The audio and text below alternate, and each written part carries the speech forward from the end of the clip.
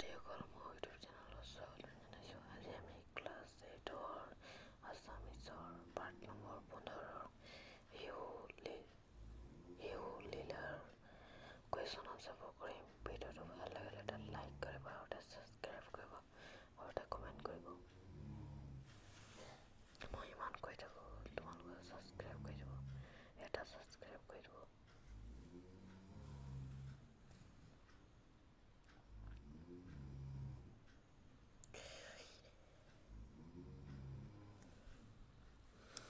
এক নম্বৰ উত্তৰ দিয়া। ক নম্বৰ শিশুলীলা ঘোষাটি কোনে ৰচনা কৰিছিল? উত্তৰ, শিশুলীলা ঘোষাটি মহাপুৰুষ শ্ৰীমন্ত শংকৰদেৱে ৰচনা কৰিছিল। খ নম্বৰ শিশুলীলাত কাৰ কথা কোৱা হৈছে? উত্তৰ, শিশুলীলাত শিশু শ্ৰীকৃষ্ণৰ কথা কোৱা হৈছে। গ নম্বৰ শিশু কৃষ্ণই কাৰ কাৰ লগত খেলিছিল? উত্তৰ, শিশু কৃষ্ণই বলোৰামকে আদি কৰি সমনীয়া গোপাল বালকসকলৰ সৈতে খেলিছিল। ঘ নম্বৰ খেলি থকা সময়ত কৃষ্ণই কি খাইছিল? খেলি থকা সময়ত কৃষ্ণই মাটি খাইছিল। ঙ নম্বৰ গোপ শিশুসকলে যশোদাক কি গোচৰ দিছিল? উত্তৰ, গোপ শিশুসকলে যশোদাক কৃষ্ণৰ মাটি খাই থকাৰ গোচৰ দিছিল। ছ নম্বৰ গোপবালকসকলৰ কথা শুনি যশোদাই কি কৰিলে? উত্তৰ, গোপবালকসকলৰ কথা শুনি যশোদাই শ্ৰীকৃষ্ণৰ ওচৰত গৈ খঙত কিয় মাটি খালি বুলি সুধিলে আৰু কোবাই ছাল ফটাই দিব বুলি ধমক দিলে। পিছত বালক কৃষ্ণৰ মাটি খোৱাৰ কাৰণ ক'বলৈ মুখ মেলোঁতে যশোদাই তেওঁৰ মুখৰ ভিতৰত গোটেই জগতখন দেখি আচৰিত হৈছিল। ছ নম্বৰ বলাই বুলি কাক কোৱা হৈছে আৰু কৃষ্ণৰ লগত তেওঁৰ সম্পৰ্ক কি? উত্তৰ, বলাই বুলি বলোৰামক কোৱা হৈছে আৰু কৃষ্ণৰ লগত তেওঁৰ সম্পৰ্ক ককাই ভাইৰ দৰে। ২ নম্বৰ কোনে কাক কিয় কৈছিল লিখা। ক নম্বৰ কোনে মাটি খালি অৰ গোপাল, কোবাই তোৰ ফাৰিব ছাল? উত্তৰ, উপৰোক্ত কথাফাকি মাতৃ যশোদাই শিশু কৃষ্ণক কৈছিল। গোৱালসকলে মাতৃ যশোদাক শ্ৰীকৃষ্ণৰ মাটি খোৱা বুলি অভিযোগ দিয়াৰ পিছত তেওঁ শ্ৰীকৃষ্ণক চাবলৈ আহি এইদৰে কৈছিল। খ নম্বৰ মাতত কৃষ্ণে যশোদাক চাই মিছা মাতে সেয়ে শুনিও আই। উত্তৰ, মাতৃ যশোদাই যেতিয়া শিশু কৃষ্ণক কিয় মাটি খাইছিল বুলি প্ৰশ্ন কৰিছিল তাৰ উত্তৰত শ্ৰীকৃষ্ণই উপৰোক্ত কথাফাকি কৈছিল। ৩ নম্বৰ প্ৰসংগ সংগতি দৰ্শাই ব্যাখ্যা কৰা। ক নম্বৰ যশোদাৰ সুন্দৰী দেশখন পাছে সমস্ত জগতৰ গৰ্ভতে আছে। উত্তৰ, উক্ত কবিতাফাকি আমাৰ পাঠ্যপুথি অংকুৰণৰ অন্তৰ্গত মহাপুৰুষ শ্ৰীমন্ত শংকৰদেৱৰ দ্বাৰা ৰচিত শিশুলীলা নামৰ পাঠটোৰ পৰা তুলি দিয়া হৈছে। শ্ৰীকৃষ্ণৰ মাটি খোৱাৰ প্ৰসংগত উক্ত কথা পাখীৰ অৱতাৰণা কৰা হৈছে। শিশু কৃষ্ণই নিজৰ সমনীয়া গোৱালৰ সৈতে খেলি থকা অৱস্থাত সাধাৰণ শিশুৰ দৰে মাটি লদা মুখলৈ নি অমৃত সেৱন কৰাৰ দৰে কৰিছিল। কৃষ্ণৰ এই দুষ্টালিৰ কথা গোৱালসকলে মাতৃ যশোদাৰ আগত অভিযোগ কৰিছিল। এই কথা শুনি মাতৃ যশোদাই শিশু কৃষ্ণৰ ওচৰত আহি কিয় মাটি খাইছে বুলি ধমক দি সুধিছিল। কৃষ্ণই ভয় খাই মাতৃ যশোদাক লগৰীয়াসকলে মিছাকৈ কোৱা বুলি কৈছিল। লগতে তেওঁ কৈছিল যে মই কেতিয়াও মাটি মুখত নিদিওঁ। ইয়াৰ পিছত যশোদাই কৃষ্ণৰ মুখ মেলি দেখুৱাবলৈ কওঁতে মুখৰ ভিতৰত সমস্ত জগত দেখি আচৰিত হৈছিল আৰু গোটেই জগতখন যে শ্ৰীকৃষ্ণৰ গৰ্ভতে আছে তাকো বুজি উঠিছিল। ৪ খালিত অংশৰ শব্দ ভৰোৱা। ক য'ত গোপ শিশু বলাই আদি সবে ভৈল লিখিব লাগিব ইয়াত। ভৈল গৈয়ে কৃষ্ণৰ বাদী যশোদাৰ আগে দিলে খল। খাইলন্ত কৃষ্ণৰ মাটি এক দল। খ শুনিয়া কৃষ্ণৰ হৰিৰ মাত চকু তোৰ কৰি মাৱক শান্ত। ভয়তে যেন কাঁপই হাত ভৰি। যশোদা দেখে পুত্ৰ গ'ল দৰি। ৫ শিশু লীলাৰ কথাখিনি গদ্য ৰূপত লিখা। উত্তৰ: বালক কৃষ্ণৰ ব্ৰজধামৰ শিশুবিলাক আৰু ককায়েক বলৰামৰ লগত খেলি আছিল। শ্ৰীকৃষ্ণই মাটি খোৱা বুলি শিশুসকলে যশোদাৰ আগত লগাই দিলে। এই কথা শুনি যশোদাই পুতেকৰ হাতত ধৰি ক'লে তই মাটি কিয় খাইছিল তোক আজি মই কোবাই পিঠিৰ ছাল ছিঙিম। সেই কথা শুনি শ্ৰীকৃষ্ণই ভয় খাই কঁপিবলৈ ধৰিছে আৰু মাকক কেৰাহীকৈ চাইছে। শ্ৰীকৃষ্ণই ক'লে মই মাটি খোৱা নাই। তাৰ উত্তৰত যশোদাই ক'লে তোৰ ককায়েৰ বলোভদ্ৰ আৰু ল'ৰাবোৰে কি মিছা কথা ক'ব নেকি? শ্ৰীকৃষ্ণই ক'লে মই মাটি খোৱা নাই। শিশুসকলে আৰু দাদাই মিছা কথা কৈছে। যশোদাই ক'লে তই যদি মাটি খোৱা নাই তোৰ মুখখন মেলি দে মই চাওঁ। শ্ৰীকৃষ্ণই নিজৰ মুখখন মেলি দিলে।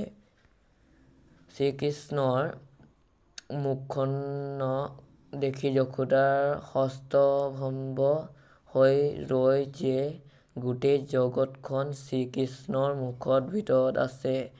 এইখিনিয়েই এই কবিতাটোৰ গদ্য ৰূপ। ৬ তলৰ পদ পাখি পঢ়া আৰু আধুনিক অসমীয়াৰ গদ্য ৰূপটো জানি লোৱা। শুনিও যশোদাৰ সুন্দৰী হাঁহি পুত্ৰ হাতত ধৰিলা আখি। কেনে মাটি খাইলি আউৰ গোপাল কোবাই আজি তোৰ ফাৰিব চাল। আধুনিক অসমীয়া গদ্য ৰূপ। গোপবালকসকলৰ কথা শুনি যশোদাই হাঁহি পুত্ৰৰ হাতত ধৰিলেহি আৰু ক'লে, হেৰ গোপাল, তই কিয় মাটি খালি? কোবাই আজি তোৰ ছাল ছিঙিম। সেইদৰে তলৰ পদপাখি পঢ়া আৰু অৰ্থ প্ৰকাশ হোৱাকৈ আধুনিক অসমীয়া গদ্য ৰূপত লিখা। ক নম্বৰ, য'ত গোপ শিহু বলাই আদি সবে ভৈল গয়া কৃষ্ণৰ বাদী।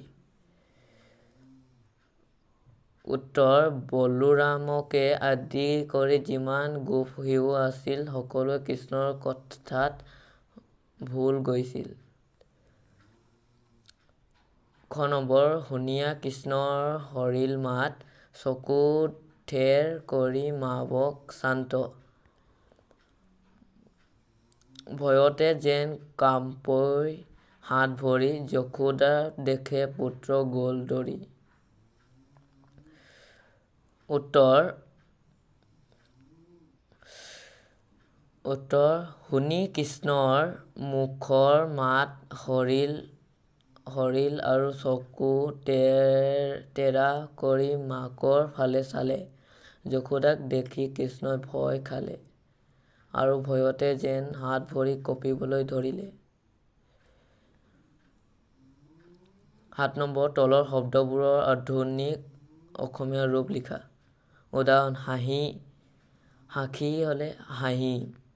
উত্তৰ, চক্ষু হ'লে চকু। মাতন্ত হ'লে মাতিলে আৰু মাৱক হ'লে মাকক আৰু প্ৰকাশিয়া হ'লে প্ৰকাশ কৰিলে আৰু ফাৰিবো মানে ফটাব আৰু শুনিয়া মানে শুনি ঠেৰ মানে তেৰা বেকা সমস্ত মানে গোটেই সমগ্ৰ আৰু সুদন্ত মানে সুধিলে আৰু কাঁপই মানে কঁপি। ৮ নম্বৰ, বিপৰীত অৰ্থ বুজোৱা শব্দ লিখা। উত্তৰ, সুন্দৰী মানে কুৎসিত অসুন্দৰী। তাৰপিছত পুত্ৰ হ'লে পুত্ৰী কন্যা আৰু ভাই হ'লে ভনী ককাই, আই হ'লে বোপাই, দাদা হ'লে বাইদেউ, নাৰী হ'লে পুৰুষ।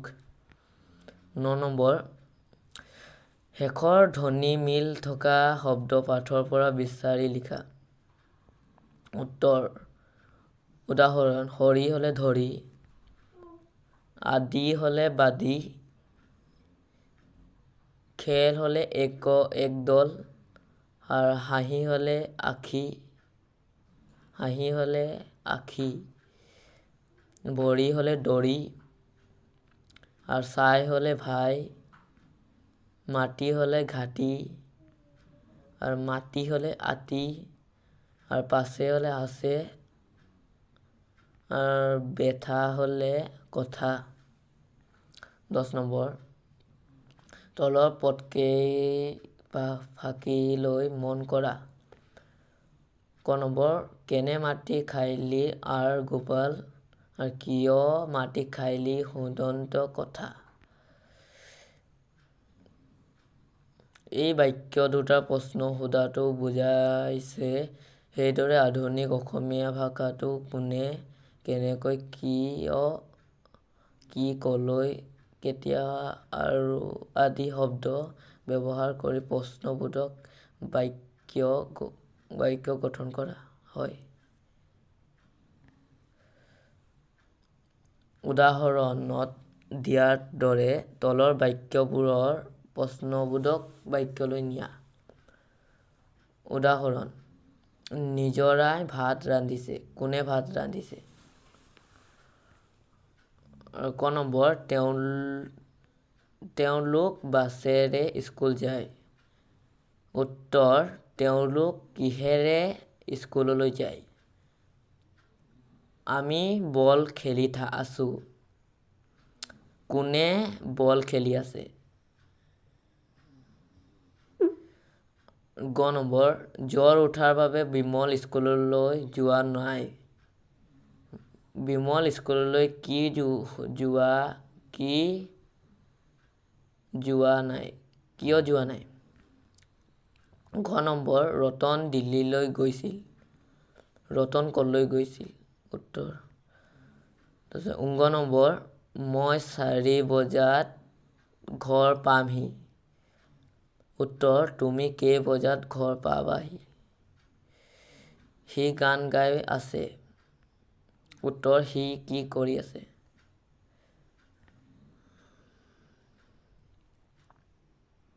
এঘাৰ নম্বৰ, খাইলন্ত, দেশন্ত, মাতন্ত, চান্ত আদি শব্দকেইটাৰ একোটা কাম কৰা বুজাইছে। ইতিমধ্যে তোমালোকে কোনো কাম কৰা, হোৱা বা নোহোৱা, থকা বা নথকা আদি বুজোৱা পদক ক্ৰিয়াপদ বুলি জানি আহিছা। পাঠৰ পৰা এনেধৰণে কাম সম্পাদন কৰা বা নকৰা পদবিলাক বাছি উলিয়াই লিখা। উত্তৰ: কৰন্ত, খাইলন্ত, শুনিয়া, খাইলি, ফাৰিবু, হৰিল, কামপৈ, সুদন্ত, চাহন্তে, চান্ত আৰু গৈল। মাতন্ত। 12 নম্বৰ, তলত একোটা শব্দৰে ভিন্ন ভিন্ন অৰ্থ দিয়া হৈছে। অৰ্থ প্ৰকাশ হোৱাকৈ শব্দবোৰেৰে বাক্য সাজা। উত্তৰ: দল লদা, দলি। মাটিডল মুখলৈ নিব লওঁতেই কেঁচুৱাটোক মাকে দেখা পালে। আৰু দল সমূহজাক।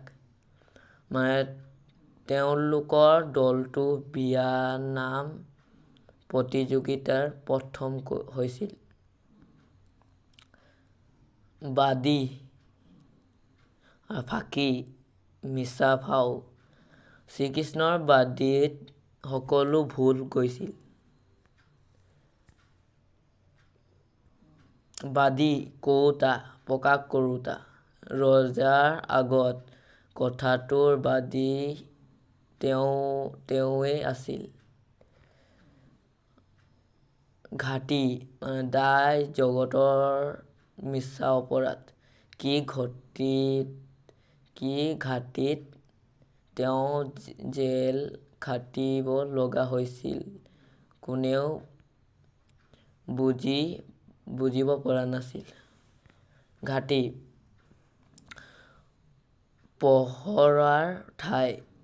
অলদা চকী। জুইৰ ঘাটিত সকলোৱে ৰং ৰহইচৰে এসাঁজ খাইছিল।